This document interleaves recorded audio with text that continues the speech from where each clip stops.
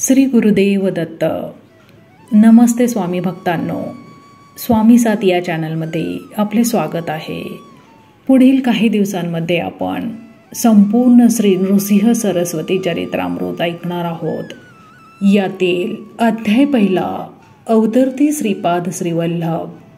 यासाठी channel subscribe करा आणि व्हिडिओ जास्तीत जास्त शेअर करा. कलियुगाची सुरुवात होऊन वर्षांमागे वर्ष उलटत होती. आर्यावर्तावर यवन राज्यकर्त्यांची पकड घट्ट होत चालली होती. धर्मावरील श्रद्धा डळमळू लागली होती. अधर्म आपली व्याप्ती दिवसागणिक वाढवत होता. बहुसंख्यीय हिंदू धर्मियांना धर्माज्ञेनुसार दैनंदिन जीवन जगणे कठीण होत चालले होते. विशेषतः कर्मकांडावर निष्ठा ठेवणाऱ्या ब्राह्मणांची तर त्रेधा तिरपीट उडू लागली होती. ते आर्ततेने परमेश्वराची करुणा भाकून त्यास विनवू लागले की, हे प्रभो, सत्ययुगात अत्र अनुसया यांचे पोटी अवतार धारण करून तुम्ही आमच्या पूर्वजांची संकटे निवारलीत व अनेक लीला चमत्कार केलेत. त्यावेळी 3 शिरे 6 हात असलेले त्रैमूर्ती श्री दत्त भगवान या स्वरूपात तुम्ही अवतरलात. आता दयावंता, आमच्या सहाय्यासाठी व दिवसेंदिवस मलिन होत चाललेल्या सनातन आर्य संस्कृतीला उजाळा देण्याकरिता या पृथ्वीतलावर पुन्हा एकदा अवतार रूपाने या. प्रभो, आम्ही आमचे सर्वस्व तुमच्या चरणी भक्तिभावाने समर्पण करून तुमच्या सहाय्याची आतुरतेने वाट पाहत आहोत. दीनदयाळा, भक्तवत्सला, आम्हा शरणागतांची विनंती मान्य करा. भक्तांच्या या आर्त विनवणीस प्रतिसाद म्हणून श्री दत्त प्रभूंनी पुन्हा एकदा या पृथ्वीवर अवतार धारण करून आपले दत्त हे नामाभिधान सार्थ केले. ही अलौकिक घटना घडली ती अशी: मद्रास, तामिळनाडूतील राजमहेंद्रीजवळील पिठापूर नावाच्या गावात आपण राजा नावाचा एक ब्राह्मण राहत होता. तो अपस्तंभीय शाखेचा होता. त्याच्या पत्नीचे नाव होते सुमती. तो ब्राह्मण आपल्या सुशील व आतिथ्यशील पत्नीसह अत्यंत सदाचाराने व प्राप्त परिस्थितीत संपूर्ण समाधान मानून सदैव ईश्वर उपासनेत रममान होऊन राहिला होता. अतिथी अभ्यागताची आदरयुक्त सत्कार सेवा करणे हे जे गृहस्थश्रमाचे ब्रीद, त्याचे हे जोडपे अत्यंत संतोषाने पालन करत होते. तो अमावस्येचा दिवस होता. ब्राह्मणाघरी श्राद्ध होते. माध्यान्हीची वेळ होत आली. सर्व स्वयंपाक तयार झाला. भोजनासाठी निमंत्रित ब्राह्मण येण्याची फक्त खोटी होती.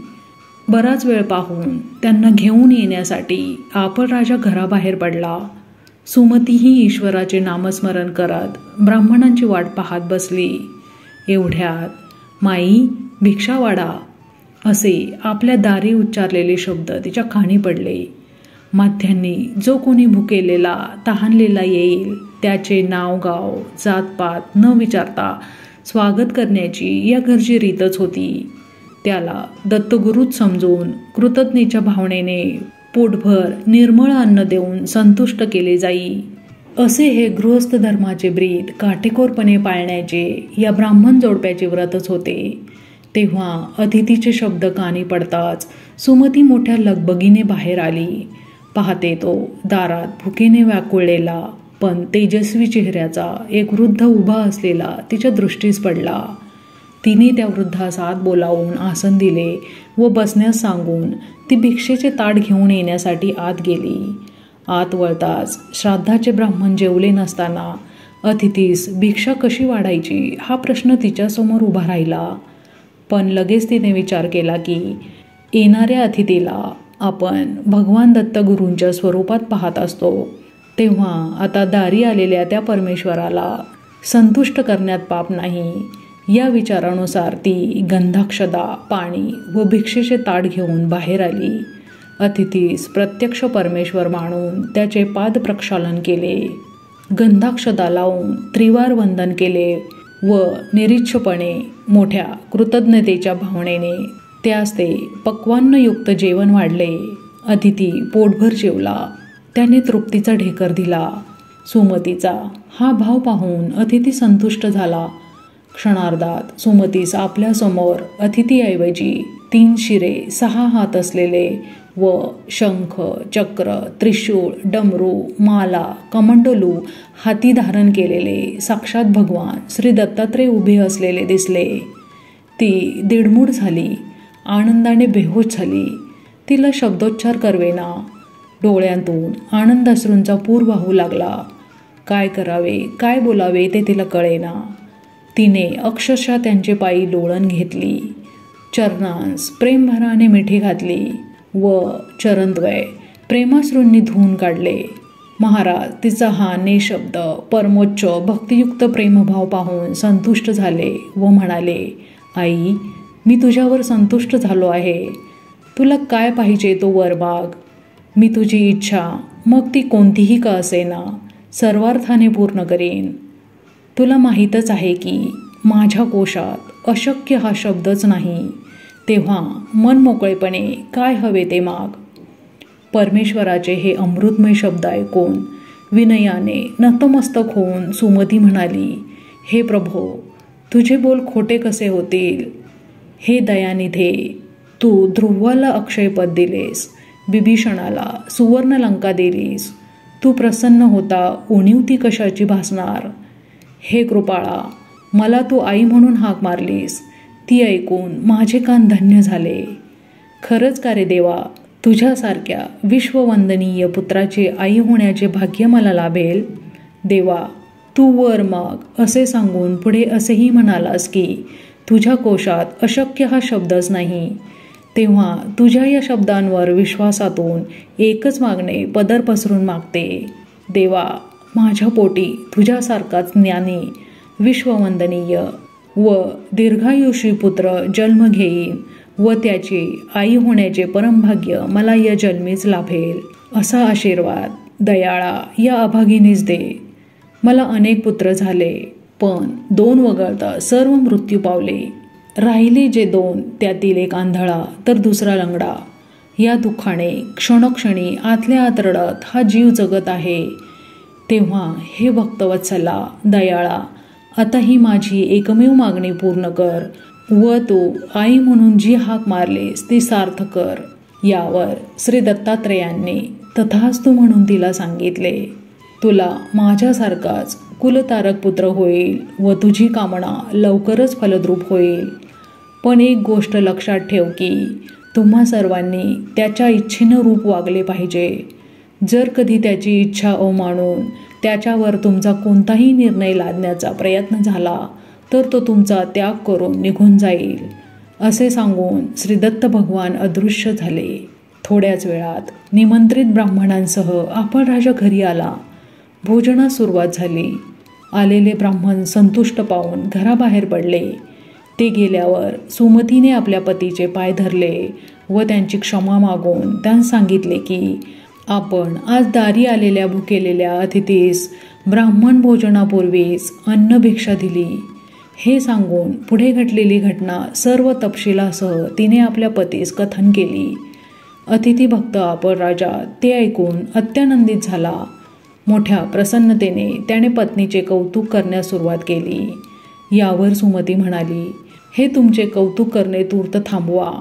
शास्त्रानुसार ब्राह्मण भोजनापूर्वी अतिथीस भिक्षा देण्याचा जो प्रमाद माझ्याकडून घडला आहे त्याच्या क्षालनार्थ प्रायचित्त म्हणून मी काय केले पाहिजे ते आधी सांगा. कारण होणाऱ्या बालकावर माझ्या या पापाची छाया पडता कामा नये. यावर आपण राजा म्हणाला, प्रियतमे, निष्कारण कष्टी होऊ नकोस. तुझ्याकडून कोणतेही पाप न घडता अजाणता मोठे पुण्यकर्मच घडले आहे. परमेश्वराने त्या आशीर्वादाच्या स्वरूपात त्याची पावती तुला दिलेलीच आहे. तुझ्या हातचे अन्न सेवन करणारा अतिथी साधासुद्धा नव्हता. त्याला सर्वस्व समर्पण करायचे असा तो साक्षात श्रीहरीच होता. हे तू तर प्रत्यक्ष पाहिलेसच. मग खंत ती कसली व का? श्राद्धादी सर्व कर्मे यथास्थित करून जे श्रेय आपण पदरी घेतो ते तर शेवटी त्या श्रीहरीच्या चरणी भक्तिभावाने समर्पण करतो ना. मग हे निरपेक्षतेने केलेले अन्नसंतर्पण आज प्रत्यक्ष त्याचेच चरणी घडले आहे.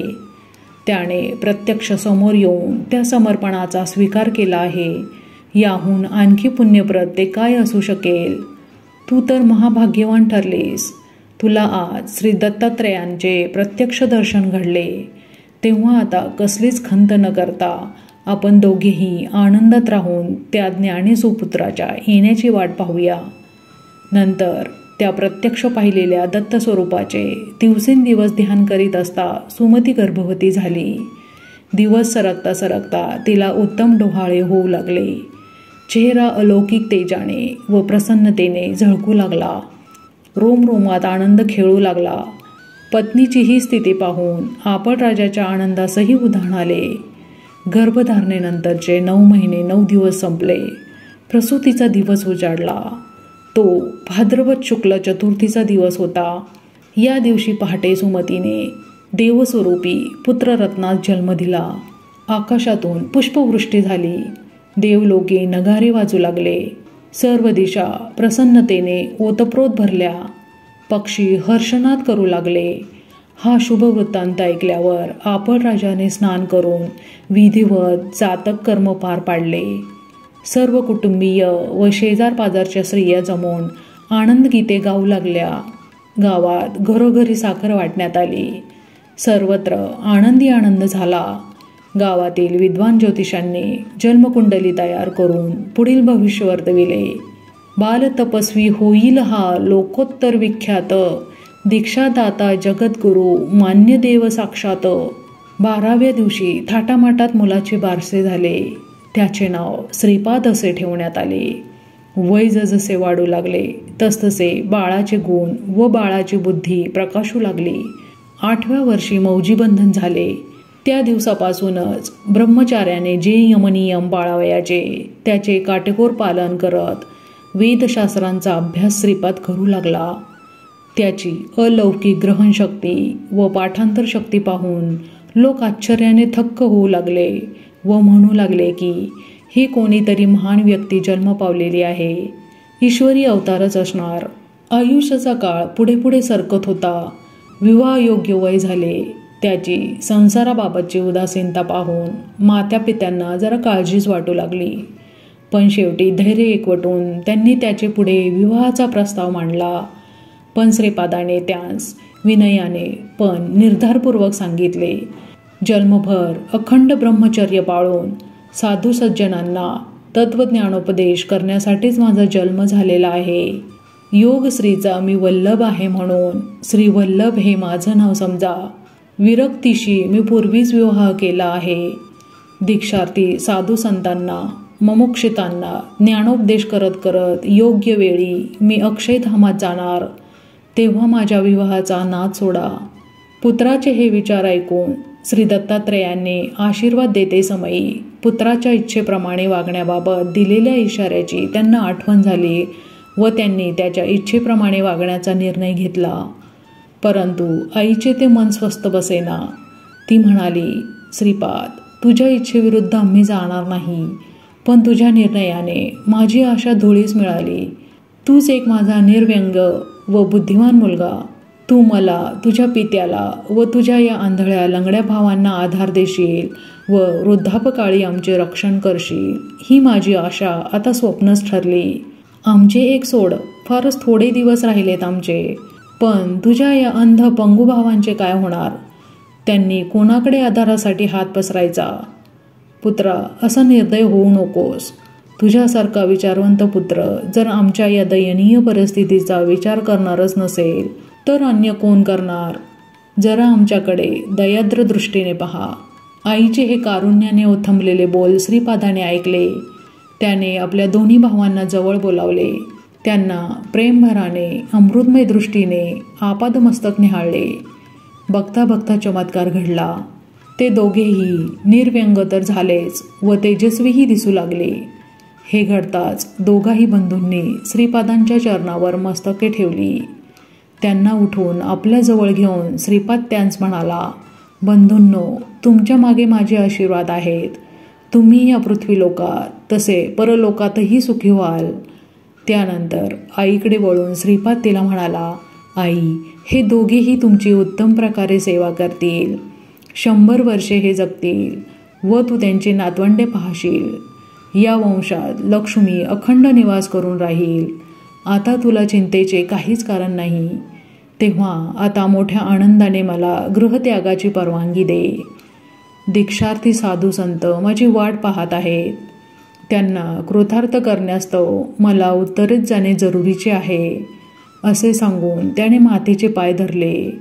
मात्यापित्याची अशा प्रकारे अनुज्ञा मिळवून श्रीपाद श्रीवल्लभ तेथून अदृश्य झाले व काशीत प्रकटले. तेथून पुढे बद्रिकाश्रम वगैरे तीर्थक्षेत्री जाऊन गोकर्ण महाबळेश्वरी 3 वर्षे राहिले. तेथून पुढे श्रीपर्वतावर आले व तेथे 4 महिने राहून अनेकांचा उद्धार करत कुरोपुरी येऊन पोहोचले.